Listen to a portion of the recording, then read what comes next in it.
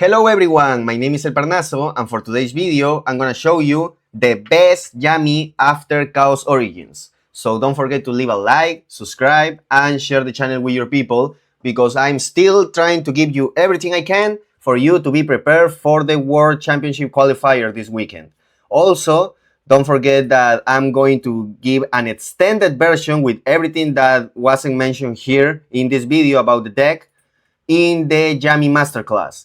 Don't forget that there's still at least one more update when it comes to the masterclass, besides the one that you should have already by the time of this video when it comes to Yami, the Yami deck after Chaos Origins. However, you can see that there is already a lot of content that you really should consider when it comes to playing and understanding this deck, like the theory, the deck building, the 1-card combos, the 2-card combos, the 3-card combos, the Almiraj combos and why Almiraj matters, and different approaches when it comes to understanding how to use the deck against a lot of different decks in the meta.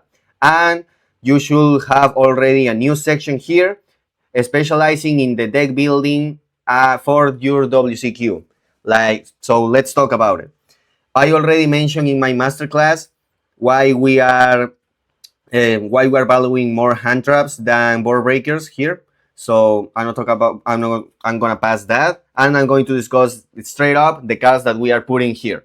So the first discussion will be Ash Blossom. A lot of people right now are putting in different decks that they're playing Ash Blossom in their side decks because A, B, C, and D. I don't want to go deeper in that about that in this video. The only thing you need to consider right now is that Mulcharmy Fuwalos beat the shit out of this deck in a lot of different situations, especially when you have extenders instead of the Yami names. So we try to play as many cards as we can that can joker themselves with Mulcharmy Fuwalos. Therefore, you play 3 Ash Blossoms in your category of hand traps, okay? Now, let's go with Mulcharmy Fuwalos. A lot of people have been building their decks right now to put the Mulcharmy Fuwalos in their side deck, like, for example, the Sky Striker decks, or how is this deck? The Kultun deck. However, you need to understand why they are making such decisions. I'm not gonna go deeper in Sky Striker, but you can understand that Kultun is not the best consistent deck in the format. I already explained that. Actually, in factual reality, the most consistent deck in the format right now is Yami Fianzmi.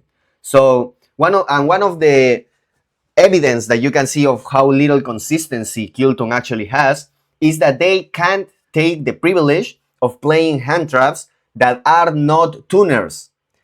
And I think that is an even bigger reason that the A, B, C, D, that they could tell you, oh no, but Fuwalos is not that good because of this, blah, blah, blah. No.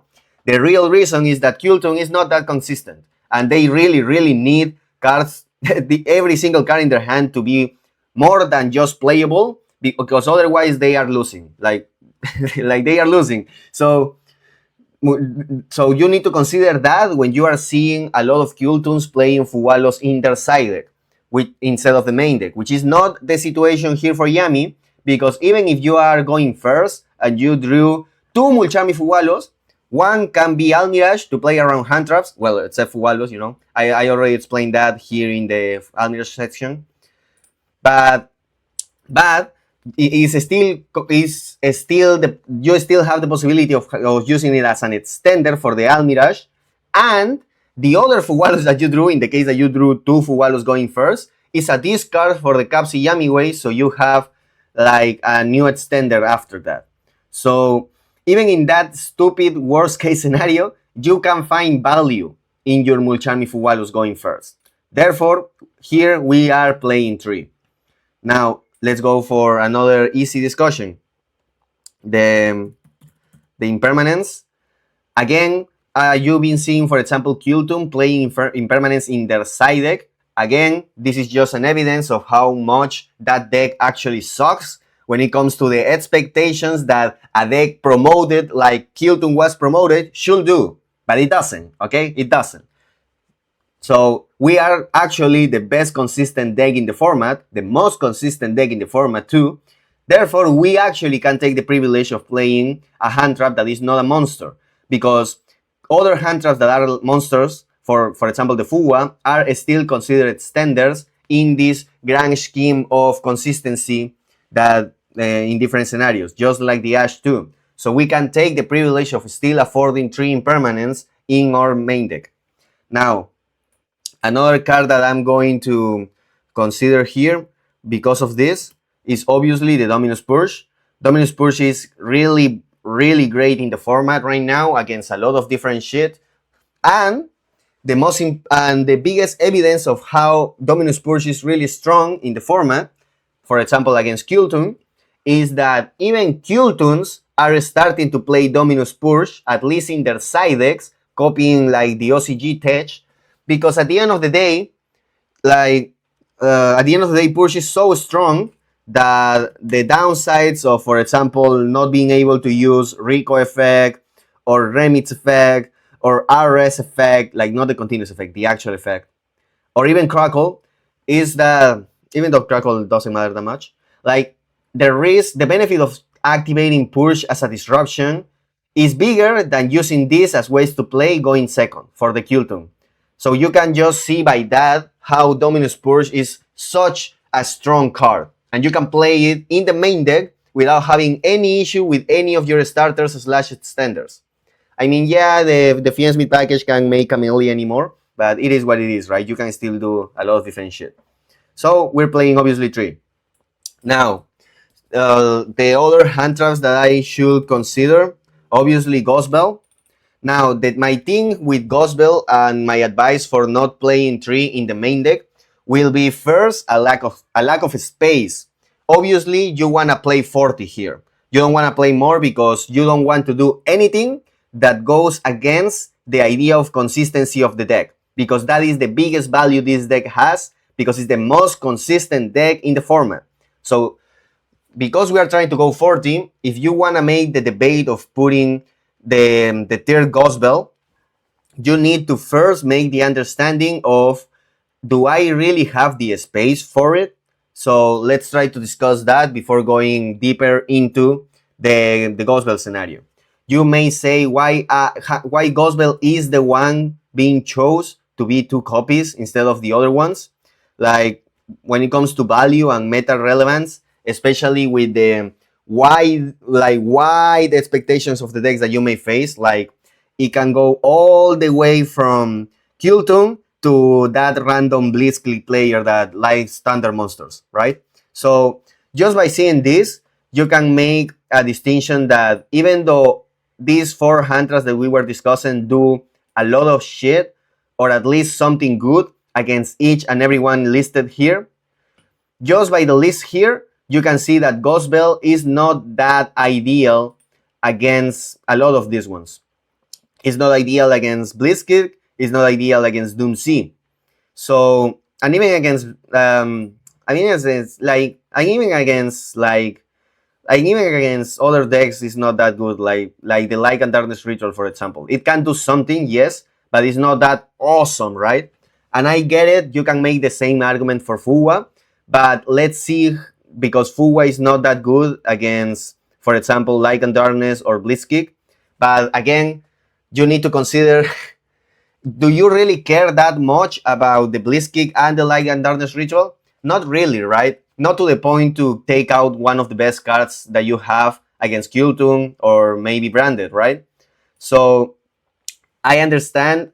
So also you need to understand that you really care more about Doom C than you care about Blitzkrieg or Light and Darkness Ritual. So having a hand trap that is not good against Doom C is worse than having a hand trap not usable against Blitzkrieg or Light and Darkness Ritual. Therefore, we are valuing more copies of cards like Fuwa or Impermanence than the Gospel because of this meta readness that you are making. Because again, Doom C is your worst matchup, okay? It's your worst nightmare, so you also need to kind of respect that. And because of that, and different boss monsters that you carry in the meta, you, as I explained in my section of jamming about non-engine, you play 2 Forbidden Droplets, okay? Not 3, because it's not once per turn, it's not that You don't want to fall into redundancy when it comes to resources of your deck, blah, blah, blah. So you play 2. Let's put this here. Let me see. No, I think it's here. So after this, let's see how many other cards we want to put to see if these 4 spaces fit for the tiered gospel, right? If we don't have anything best to put. Another cards that you really need to consider, going back to Mulcharmy Fuwalos being a nightmare for this deck, are Joker cards. By Joker cards, I mean to put cards that basically their effects are replace themselves with another card or cards from your opponent. So obviously, by just saying that, you can understand that we are putting cards like Call by the Grave, right? And you understand that we are putting copies of Crossout Designator. Obviously, we're just putting 1 because both of them are at 1. Now, another card that can be considered a joker is Triple Tactics Talents. Now, it's not an ideal joker because you always need to make the understanding of tactics. The talents is not actually replacing with anything. It's trying to compensate the effect that you lost because of a card of your opponent. Like, for example, losing the adding of 2 Yamis because your opponent just ashed your ass to the Capsi Yami way, right? So you are not going to guarantee adding those 2 Yamis anymore, but you are going to try to replace it with any of the 3 effects that you have here, right? So being a joker is not enough of an argument actually to put talents in the deck anymore. However, talents fulfill the purpose of being the tier board breaker that deals with a lot of different boss monsters that you care about. So you are putting it. And completing the joker list here. You have 3 jokers, 3 board breakers. It's a good ratio. So as you can see, now we only have 1 space. And you may say, okay, that is when the tier gospel will be, right? However, you need to make another reading in the meta, and you need to think about this. How many people, because of Chaos Origins, are going to play Ghost Ogre? A lot of people, right? It's very guaranteed that a lot of people will play Ghost Ogre because now it's not only good against Kultung, it's not only good against Doomsea, it's not only good against Branded, it's good against Light and Darkness Ritual variants with the mind shuffling shit, right? So, if Ghost Ogre is going to be very popular, they are going to draw the Ghost Ogre against you too. And Ghost Ogre is also really good against Yami if you don't respect the card. Therefore, just to be sure, and just because we actually want to respect it, we are playing Ghost Ogre. However, we can play more copies of Ghost Ogre because, as you can see, we are already on 40 cards, and we don't want to overextend that. So you can see here we are making every single decision matters, every single decision in harmony with what we want the deck to do, and we want the deck to be protected with. Okay, so you can maybe consider playing more Ghost Ogres instead of the Gospel, but I think that the value. But I think this will be fine, especially with the wider ratio of Gospel, and the possibility of you not only facing these decks, but Mitsurugis or Sky Strikers, because it's a WCQ and you're starting from round 1. You don't have VIP status, so it's very likely that you're going to face that guy that only goes back to tournaments for nationals and the WCQ and is using the decks that he likes. So you maybe are facing his legendary hero deck or the product that comes with the Sky Striker and the Mitsurugi engine, right? So you need to respect that fact too. Therefore, Gospel stays over Ghost Ogre in your main deck development. Because at the end of the day, the new cards are expensive. So there are more chances of you facing people that bought that product that includes the whole Mitsurugi deck or the whole Sky Striker deck than someone that is just 3 days before the WCQ buying all the secrets from Chaos Origins, okay? So you can see that now we have the 40 cards here. Now let's go for the extra deck. Now, let's go for the extra deck. Obviously, 1, 1, 1, 1, okay? People were trying to play 2 at some point of this asshole. What the But, you do you. Okay, so then we play the Almirage. You need Almirage, please. Please. Please, you need the Almirage. Like, come on. Okay? Then the other one, Linkuriboh, that is also amazing. Like, don't get me wrong, it's really awesome. Almirage is better, but because the things that Almirage do are more important in a lot of different scenarios. And I know that Linkuriboh has its own shit, but its own shit is more of a disruption than a way to start the game. And Almirage is a way to start the game, which is awesome. So, so you have here the two snatches that we lost because snatch is at 1.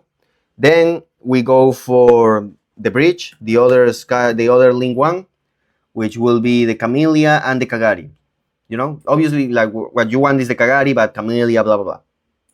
Now we go for the other bridge because this will be the bridge from the Fiendsmith to the Yami, and now we need the bridge from the Yami to the Fiendsmith, which will be the Reprodocus, right? We already explained why Reprodocus shoes had been banned, and I don't know why it didn't. But, sorry. That's just life. Now, after the bridges, we go for the link, the other Yami link. You never let anybody tell you otherwise. SP Little Yami, okay? You put that shit in your extra deck when you play Yami, please, okay? Now, you can see that we already, just by this logic, we only have 5 spaces.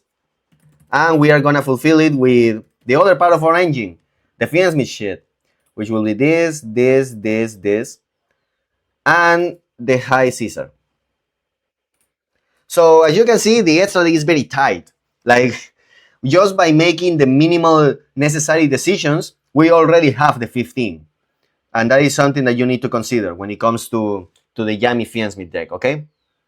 You don't have that many liberties here. Maybe I already explained that in another video, jamming about the extra deck. So you can just go watch it. And jamming about the extra deck. So now we go for the side deck. I already explained a shit ton of times that because of the ratios that we have for going first, you have these 4 right here. The two Fuguas and the 2 droplets. So in our side deck, we can have 3 or a maximum of 4 cards going first. The thing that I would like to do always is to have an extra starter whenever I know I'm going first. So we're using 1 space on the best starter that we may think after all of these ones, which will be the map. After that, we are adding a disruption going first that we can generate by the normal development of our combo, the assist Yami, and the secret Yami card, Solemn Yami. Solemn Judgment is your best friend. Is an amazing card. It gives you a lot of security that you actually want for the disruptions that Solemn Judgment can actually interact with. Like, so you stay this as your 3 going first cards. And I know you can make the argument, oh, but you told me 4 spaces, so I'm gonna put Solemn Accusation here, or I'm going to put the anti-spell here, right? Well, if you want to do that, first you need to conclude if the other spaces are not necessary for cards going second. Also, if you are putting hand traps here, those hand traps can also be considered for the purpose of going first as going first cards, because then you will have more relevant copies or new copies of the other hand traps that are relevant for the matchup now that you know what you're going against. So let's not rush it and let's see if we even have space for it first, okay? So this will be at the moment our going first cards. Then some universal shit that you need. You need to respect the back row in today's times. So this is nothing unusual. A lot of decks are doing this because it's very important. The 2 lightings and the Harpy Feather Duster, right? Then you need to think about, after the back row decks respect and the meta decks respect whatsoever, like being realistic, you need to think about your worst matchup and your worst weakness. Doom C, the goddamn Dastrius, will kick your ass as soon as it hits the field. Because all of 4 effects go against the purpose of this deck. Or for Dastrius effect. So The card that we can add to try to go against it is Dark Ruler No More, because Dark Ruler No More don't like just take a shit on the Barudras and the Regulus too, which is relevant, just like the Forbidden Droplet, right? So we're putting this to respect the Doomsea matchup. Then, because now we know what our opponent is playing, we can figure it out if Droll and Lockbeard is a good hand trap against them. Because whenever Droll and Lockbeard is a good hand trap, it's an amazing hand trap, right? So we're putting these two Drolls here. Then, now, whenever we know what our opponent is playing, we are putting the other Ogres here in replacement of taking out some other shit that is not that valuable, right? Now that you have that information.